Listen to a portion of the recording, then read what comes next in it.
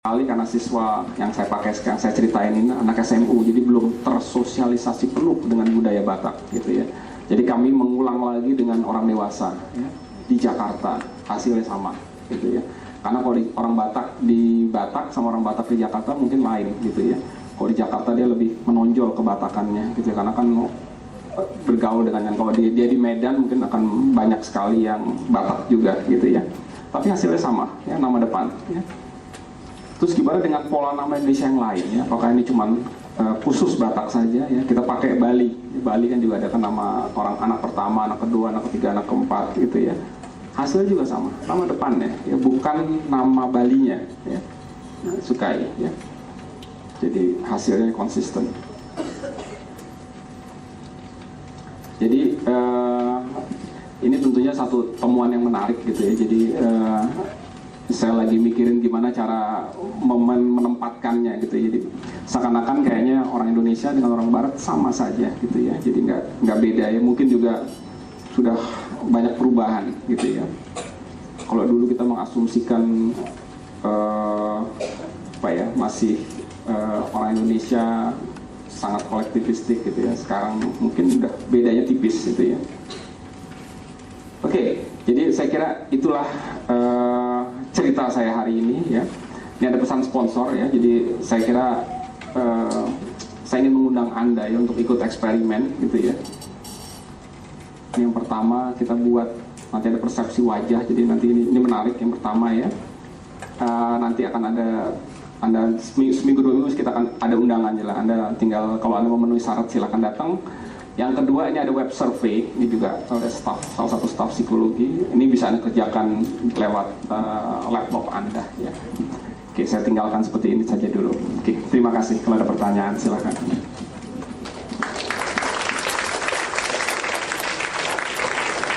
Ya, silakan. Ya.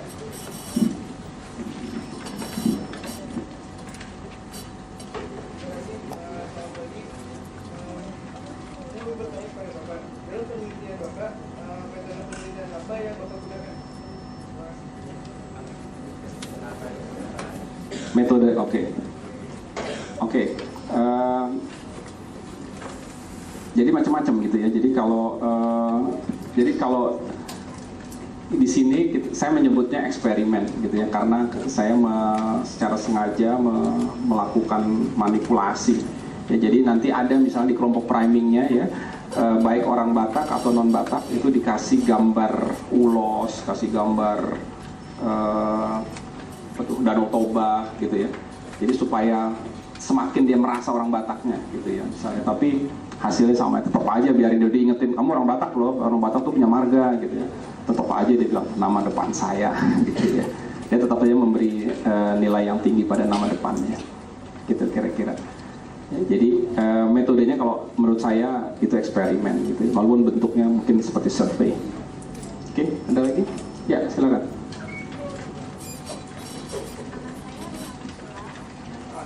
Bisa lebih keras lagi. Nama saya Lina, oke.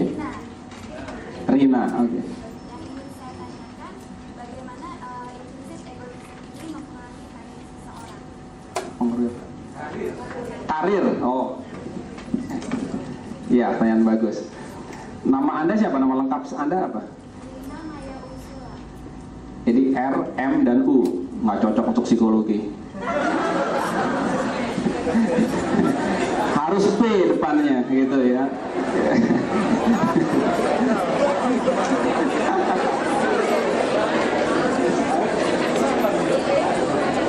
Oh. Iya.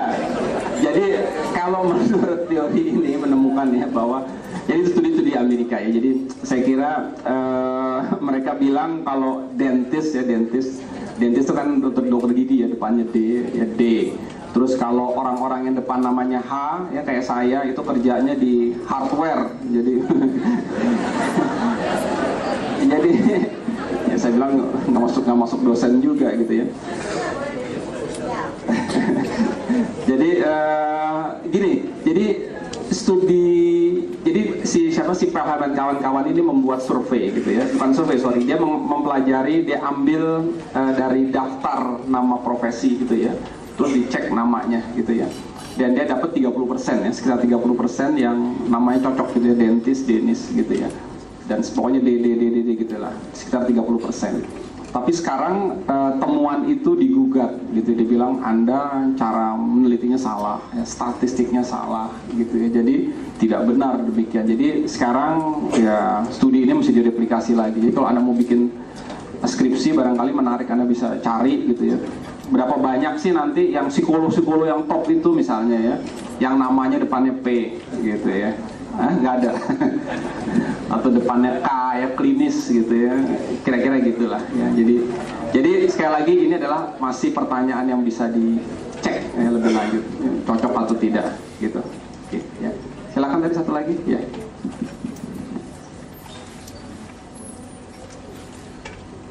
Selamat pagi, nama saya Hita Jessica Dewasa.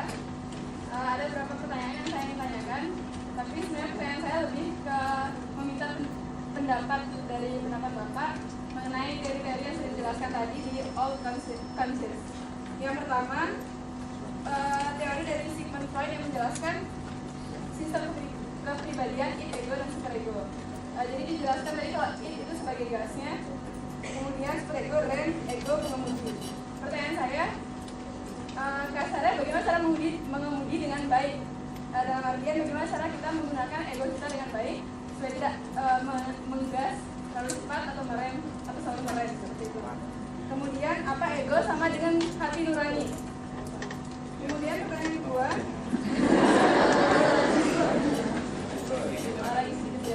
pertanyaan kedua mengenai teori Ernest Richter yang menjelaskan alasan mengapa konsumen mengkonsumsi satu barang. Itu dijelaskan kan mengenai simbolisasi seksual. Kalau menurut saya, ini konsumen tidak selalu pria dan wanita dan tidak selalu dewasa. Bagaimana dengan konsumen remaja atau remaja di bawah? Apa remaja dan remaja di bawah sudah membicarakan soal seksual dalam memilih satu barang? Kemudian pertanyaan terakhir.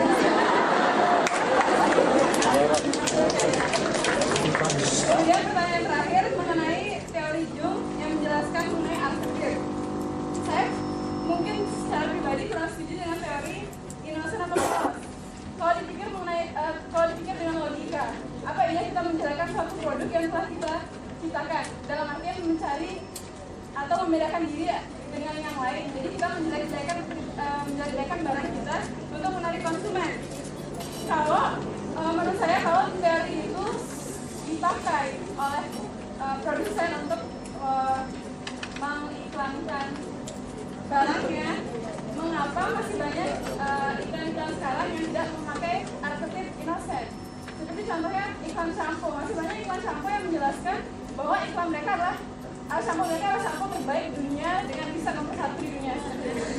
Terima kasih.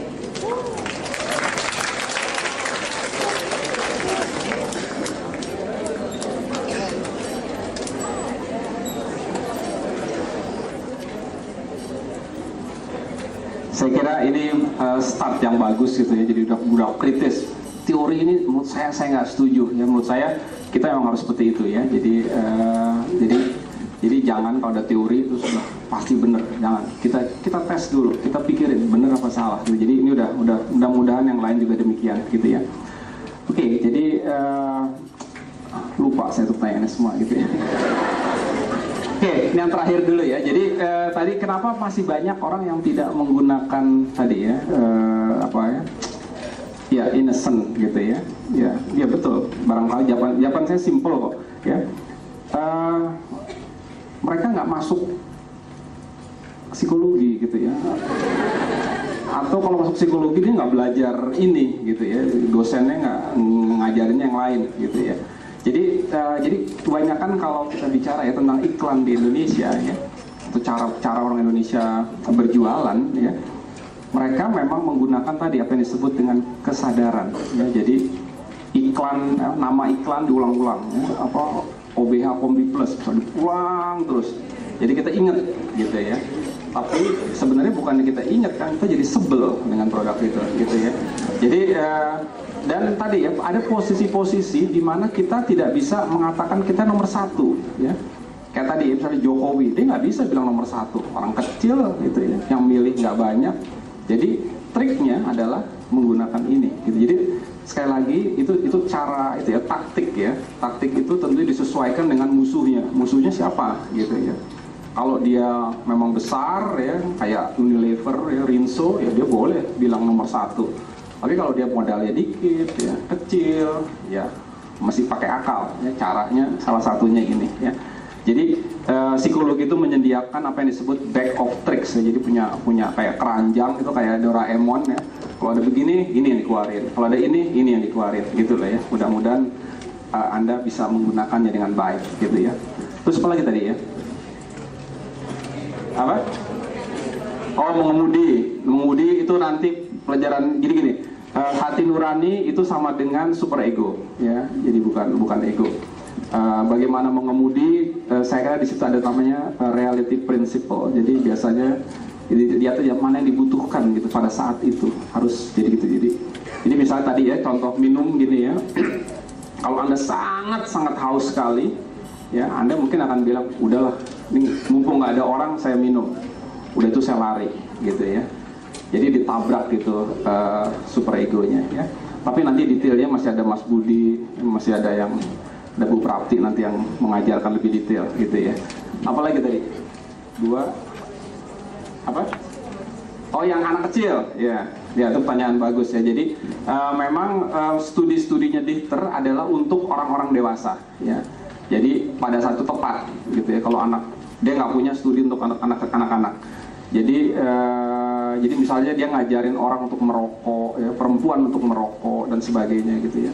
Jadi dia tidak bicara tentang anak-anak. Saya nggak tahu tepatnya apa enggak. Jadi semua studi-studinya Dichter itu tentang orang dewasa dan laki-laki biasanya yang diserang, yang diarahkan ya, yang dijadikan target. Satu lagi tadi apa ya? Oke, ya sip. Ada lagi? Ya. Ya, silakan. Saya mau menanyakan hal topik yang sangat hangat bulan-bulan ini. Nah, di artikel Brain Story itu sesuatu yang sangat akrab dengan konsumen. Saya ingin membicarakan tentang suatu klinik TCM dan jadi dia itu kan memenuhi semua syarat inosen dan sense. Yaitu ketika kita melihat iklan itu kita langsung ngerti maksudnya apa, lalu meningkatkan emosi kita untuk langsung ke klinik itu misalnya. Lalu kita kan berulang-ulang setiap hari saat saya menonton TV. Jadi yang klinik TCM itu apakah masuk ke inosen atau ke seks? Terima kasih. Saya kira nggak masuk dua-duanya itu. Jadi gini ya, kalau iklan ya untuk obat ya itu ada rambu-rambunya ya. Salah satunya dan dia nggak boleh bilang kalau Anda makan sembuh, nggak boleh gitu ya. Nah itu dilanggar. Jadi dikasih contoh-contohnya kan, saya baru ini 3 kali datang langsung sembuh. Gitu. Ya, jadi itu namanya tidak rasional gitu. Jadi biasanya kalau dalam perilaku konsumen ya, orang itu baru lari ke obat alternatif ya kalau 2 hal. Pertama, kalau obat ininya ya yang biasanya ya dia udah coba gagal. Ya, jadi udah kepala boleh buat ya. Atau udah diramalkan kamu bakalan mati nih kalau. Jadi kan dia mesti cari alternatif. Biasanya begitu. Jadi baru jalan kalau begitu. Jadi dan biasanya obat-obat yang tradisional dia seperti jamu kan, jadi tidak bisa datang langsung sembuh begitu. Lain dengan obat kimia, biasanya seperti itu. Jadi nggak ada hubungan, itu lebih ke tadi ya, namanya testimonial. Jadi dan testimonial itu biasanya ada 2. Jadi pertama biasanya sukanya pakai selebriti ya. Saya baru pakai, kan suka ada orang nonton Check and Recheck itu biasanya ada segmen tertentu nanti saya minum obat ini nanti jadi kuat gitu ya, bisa syuting 7 hari 7 malam nggak istirahat gitu ya. Tapi orang biasanya kalau lihat selebriti dia akan bilang, alah kasih kamu dibayar deh, nah kamu ngomong begini ya. Nah supaya percaya maka testimonialnya itu menggunakan orang biasa. Nah contoh tadi TCM itu contoh orang biasa. Kita nggak pernah kenal kan orang itu bapak itu siapa gitu, nggak kenal, nggak terkenal gitu. Dan biasanya kalau orang biasa kita langsung mikir, ah ini pasti dia genuine, dia pasti jujur nih ngomongnya gitu, tidak dibayar gitu, padahal dibayar juga gitu ya, nggak mungkin lah nggak dibayar. Oke, yang terakhir barangkali ada lagi? Iya, sini silakan Mbak. Ya, nanti kalau ada lagi kita bisa ngobrol kapan-kapan ya.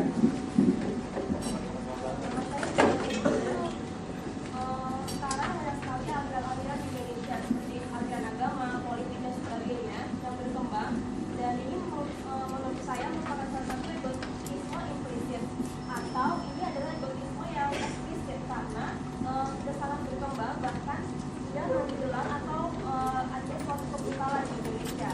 Atau menurut Bapak ini adalah sudah lain seperti egotisme atau keluar dari egotisme.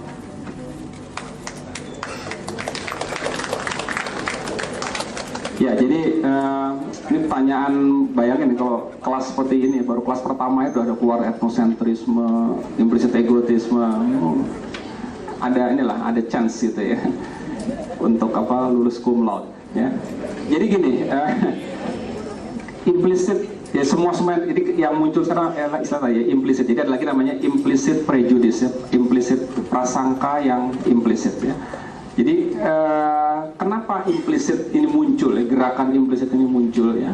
Jadi kalau untuk prejudis misalnya ya, karena kalau di Amerika misalnya ya, atau negara beradab gitu ya, saya nggak bilang Amerika beradab ya, tapi dalam kasus ini mereka lebih gitu ya. Jadi gini, kita tidak boleh bilang ya, misalnya kamu negro, nggak boleh kan. Jadi harus bilangnya Black American, African American gitu. Jadi itu ada ya. Kalau kita ngomong seperti itu ya, ngomong tadi ya kamu negro gitu ya, kita bisa disu ya. Jadi kita nggak boleh membuat orang pegawai, kita nggak boleh melihat agamanya, melihat rasnya, nggak boleh begitu ya. Kalau kita melakukan itu perusahaannya disu gitu ya.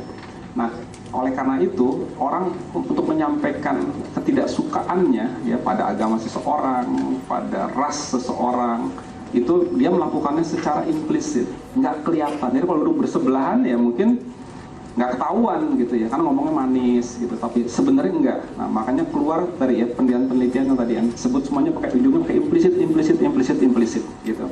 Jadi tapi itu sekali lagi itu di negara maju seperti itu ya. Kalau di Indonesia saya kira seperti yang Anda bilang tadi ya, lebih banyak eksplisitnya karena tidak dilarang ya, tidak ada yang melarang ya gitu. Jadi gitu ya. Jadi mungkin secara undang-undang ada ya, tapi dalam prakteknya nggak pernah ada orang yang gitu ya. Jadi di kita bisa dengan gampangnya orang bilang gitu ya. Ya, jadi ya istilah kalau zaman dulu ada namanya SARA gitu ya. Tapi sekarang udah nggak ada lagi gitu ya. Jadi kalau Anda tertarik lebih lanjut, Anda bisa masuk ke psikologi sosial nanti ambil gitu ya. Nah ada Pak Hamdi nih yang mendalami politik gitu, Anda bisa belajar di sana lah. Oke, ya saya kira segini dulu saya cukupkan. Nanti kalau ada pertanyaan kita bisa ngobrol lagi dimanapun kita berada. Sampai jumpa dan semoga Anda sukses semuanya. Terima kasih.